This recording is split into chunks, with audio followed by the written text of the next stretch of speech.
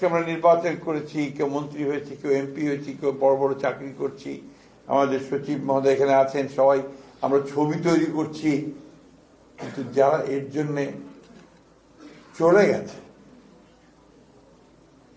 তারা কিন্তু তাদের সন্তানরা একটা অনিশ্চিত ভবিষ্যতের মধ্যে পড়ে আছে।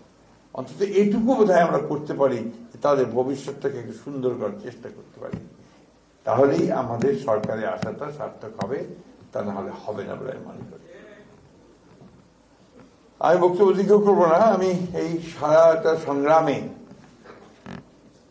যে হিরো সঞ্জিদা তুলি, যে আমাকে অনুপ্রেরণা জুগিয়েছে, তাকে আমি সবসময়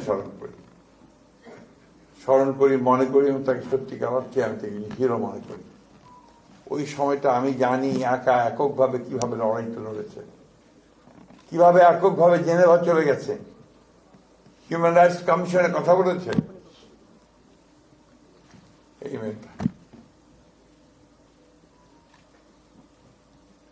তখন কেউ কথাও শুনতে চাইত না, ভয় পেত।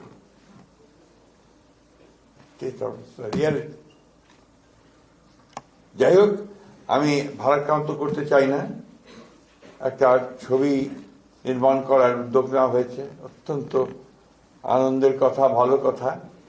যেটা চাইবো যেন সঠিক জিনিসটা আসে।